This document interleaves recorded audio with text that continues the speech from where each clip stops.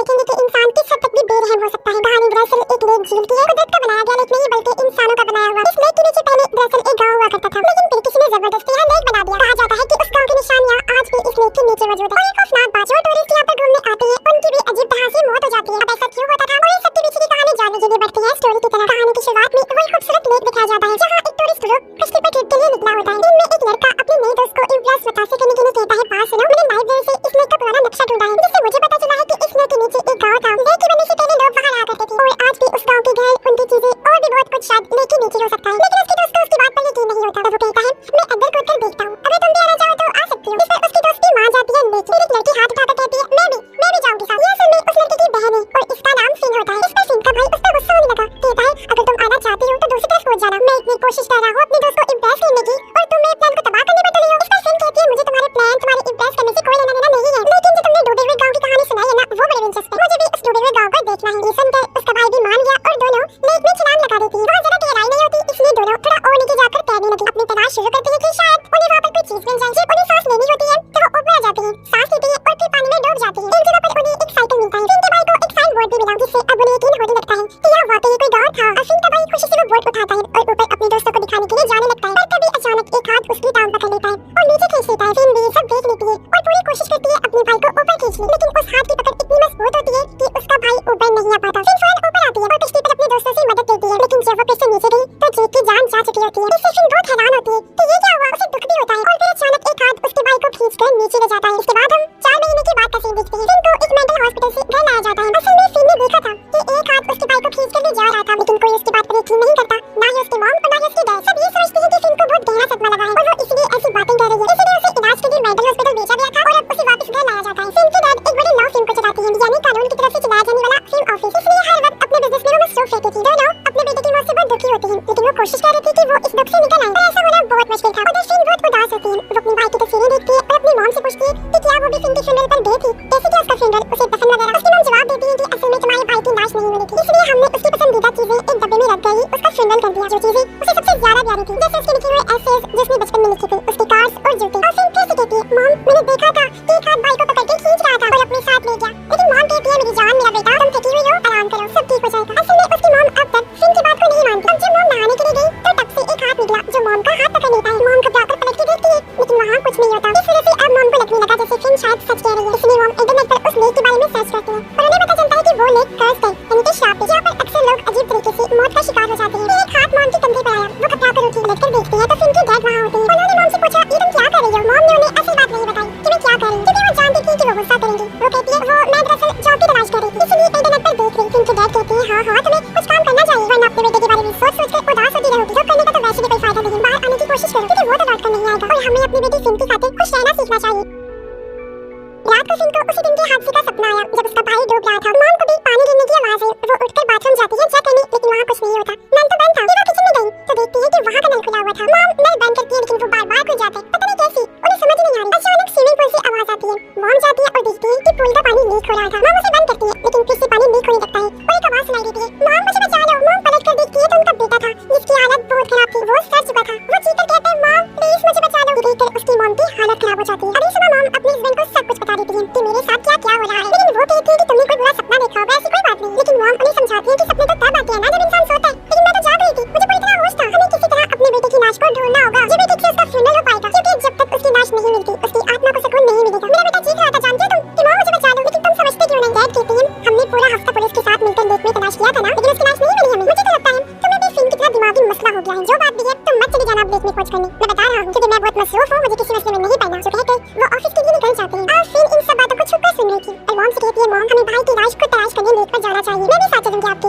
और भाई की लाश को ढूंढने में मदद करूंगी, प्लीज मान जाइए ना। मॉम पहले मना करती है, कहती है कि तुम अभी तो ठीक हुई हो, वापस से उस लेक के पास जाओगी तो फिर से तुम्हारी तबीयत बिगड़ जाएगी। लेकिन फिर कहती है, मॉम मैं बिल्कुल ठीक हूँ, मुझे हर रात भाई का सपना आता है, जब तक हम उसकी लाश को ढूंढकर उसका फ्यूनरल नहीं कर देती ना मैं ठीक हो सकती हूँ और ना ही कोई हालात, इसलिए बता रही हूँ मान ले मेरी बात। और मैं उस जगह के बारे में जानती हूँ जहाँ भाई डूबा था, मुझे उम्मीद है उसकी लाश वहाँ से जरूर मिल जाएगी। इस पर मॉम आखिरकार राजी हो जाती है और दोनों लेक की तरफ चल पड़ती है। उस जगह इनका घर भी था, वहाँ पहुंचकर मॉम को वो टाइम याद आता है जो उन्होंने यहाँ अपनी फैमिली के साथ गुजारा था। वो दोनों एक किश्ती में बैठकर झील के उस हिस्से में जाते हैं जहाँ से दोनों बहन भाई ने छलांग लगाई। इन बताती है कि हम यहाँ से बिल्कुल यहाँ से लेक में कूदे थे, फिर कुछ फासले तक स्विम किया, हम तैरकर नीचे गए थे। मॉम कहती है कि ऐसा करो तुम कश्ती में रहो, मैं रस्सी अपनी कमर से बांधकर पानी में जाऊँ और जब जरूरत होगी तो ऊपर आकर सांस ले लूंगी। अगर मैं ज्यादा देर तक ऊपर ना आऊँ या तो मैं नदी की रस्सी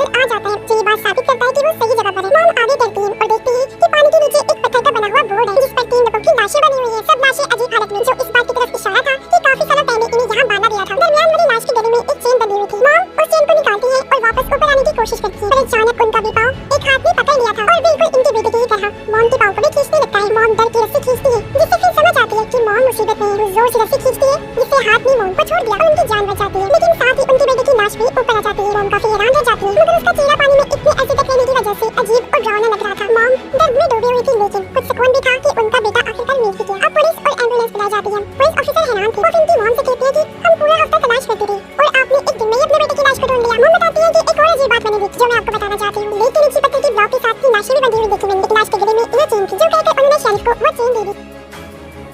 शेरिफ कहती है कि ये चेन एक पुरानी फैमिली की लगती है। दरअसल लेक वाली जगह पर पहले एक गांव हुआ करता था, शायद उन्हीं में से किसी की हो सकती है ये चेन। और इस चेन पर जिस फैमिली का नाम लिखा हुआ है ना, उसी फैमिली की एक बुरी औरत यहाँ से कुछ दूरी के फासले पर रहती है। आप उसके पास चली जाएं, शायद वो औरत आपको कुछ जानकारी दे दे। वैसे ना मैंने भी सुना है कि ये कर्स लेक है, शापित, मगर मैं ये नहीं जानता कि इसमें किस हद तक सच्चाई है। अब इन बातों से मॉम उस लेक के बारे में और जानने का फैसला करती है, इसलिए वो अपने हस्बैंड को कॉल कर देती है। मगर डैड गुस्से में मॉम से कहते हैं कि तुम क्यों लेक पर गई थी, मना किया था ना मैंने। लेकिन जब मॉम कहती है कि हमारे बेटे की लाश मिल गई है, तो डैड भी शांत हो जाते हैं। फिर भी अपनी मॉम से बड़ी खुशी से कहती है कि शुक्र है मॉम, अब सब ठीक हो जाएगा। फिर वो मॉम से पूछती है, मगर मॉम अब हम इस चेन का क्या करेंगे? मॉम कहती है, बेटा तुम्हारे भाई की सिर्फ अभी लाश मिली है, लेकिन हमें ये भी तो जानना है ना कि आखिर उसकी मौत कैसे हुई थी, जिसके बाद वो दोनों उसी बुरी औरत से मिलने जाते हैं। मॉम उसे कहती है, यहाँ इस लेक में कई लोग मर चुके हैं, तो क्या बता सकती हो कि ये सब क्यों हुआ है? बुरी औरत कहती है, सब लोग बेवकूफ हैं, इसीलिए तो ये रुक जाते हैं, उन्हें गहरी जगह पर तैरना नहीं आता, सिर्फ एडवेंचर के लिए कूदते हैं और अपनी जान गंवा देते हैं। फिर कहती है, ऐसा नहीं है, मेरा भाई बेवकूफ नहीं था, वो बहुत अच्छा स्विमर था और मैं भी उसके साथ गई थी। जब हम नीचे थे मैंने देखा कि एक हाथ उसकी टांग को पकड़कर खींच रहा था, इस वजह से उसकी जान गई। सिर्फ यही नहीं, मैंने वहाँ 3 लाशें देखी जो एक पत्थर की ब्लॉक के साथ बनी हुई थी। ऐसा लग रहा था जैसे उन्हें जानबूझकर पानी में डुबोकर मारा गया है। अब मॉम बुरी औरत को वो चेन दिखाती है जो उसने लाश के गले से निकाली थी। बुरी औरत चेन देखकर समझ जाती है और कहती है कि ये चेन मेरे दादा की थी, यानी कि वो आदमी बुरी औरत के दादा थे। वो कहती है कि हम उसी गांव में रहते थे जिसके ऊपर ये लेक बनाया हुआ है, मुझे याद है, और हमारा पूरा खानदान वहाँ बहुत खुश था। लेकिन फिर एक बड़ा बिजनेसमैन जो बहुत अमीर था वहाँ आया, जो एक डैम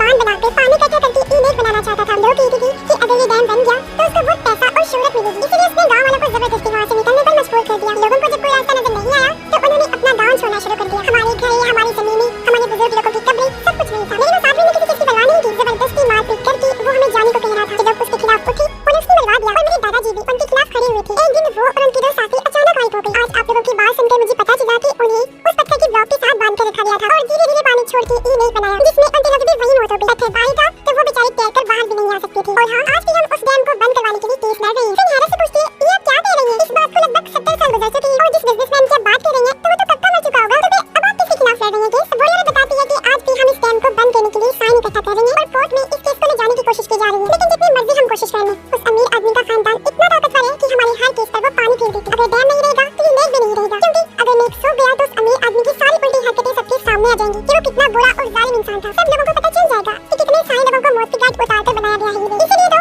उसकी फैमिली वाले ये नहीं चाहते कि लेक सूखे और सच्चाई सबके सामने आए। हमारे केस के खिलाफ एक काफी बड़ा लॉ फर्म लड़ता है जिनका चाहकर भी हम मुकाबला नहीं कर सकते। और अब जब वो लॉ फर्म का नाम बताती है तो फिर उनकी मम दोनों एकदम हैरान और परेशान हो जाती है, क्योंकि वो लॉ फर्म के डैड का था। इसके बाद दोनों अपने लेक के पास होने घर में आ जाते हैं और तभी वहाँ फिन के डैड भी आ गए। कहते हैं कि कहाँ थे तुम दोनों, इतना ढूंढा मैंने तुम्हें, वैसे तुम दोनों इतने भुखलाई हुए लग रहे हो, परेशान हो, क्या बात है? इनकी मम डायरेक्ट कह रही थी कि तुम्हारी लॉ फर्म क्यों इस डैम का साथ दे रही है, क्यों उस डैम को बंद करवाने के खिलाफ तुम लोग लड़ रहे हो। इनके डैड कहते हैं कि मिर्जा मैं कुछ तो नहीं जानता, मगर हम नहीं चाहते कि वो लेक सूखे, वो लेक बहुत जरूरी है। मम गुस्से में कहती है, आखिर ऐसी क्या जरूरत आन पड़ी है आपको लेक की? वो डैड कहते हैं, देखो बात को समझो, वो लेक इसलिए बनाया गया था ताकि शहर में बाढ़ ना आ जाए और जब हद से ज्यादा बारिश होगी तो सारा पानी तो लेक में बह जाएगा और शहर के अंदर बाढ़ नहीं आएगी। साथ ही लोग वहाँ पर घूमने भी आते हैं, सबको वो लेक बहुत प्यारा लगता है। इंसान बातें सुनकर वो बस इतना ही कहती है कि सब बहाने हैं, बहाने। तुम अभी अपना केस वापस ले लो, जो तुम लड़ रहे हो ना उस केस के खिलाफ, तुम्हें इस डैम को बंद करने की कोशिश करनी चाहिए, क्योंकि जब डैम नहीं रहेगा तो लेक भी खत्म हो जाएगा। तुम जानते हो कि कितने लोगों को मौत की घाट उतारा गया था जिसके बाद वो लेक बना था। तुम्हें अंदाजा नहीं उस अमीर आदमी ने कितने लोगों को उस लेक के नीचे डाला हुआ है। मैंने खुद अपनी आंखों से 3 लोगों की लाशों को देखा है जिनको बांधकर वहाँ पानी छोड़कर लेक बनाया, उनकी मौत हो गई। और बता 3 की न जाने और कितने लोग बेमौत मारे गए। उनके डैड कहते हैं, अरे यार छोड़ो, ये सब अफवाहें हैं। बड़े लोगों के बारे में लोग ऐसी अफवाहें फैलाते रहते हैं और अगर ये लेक ना रहा तो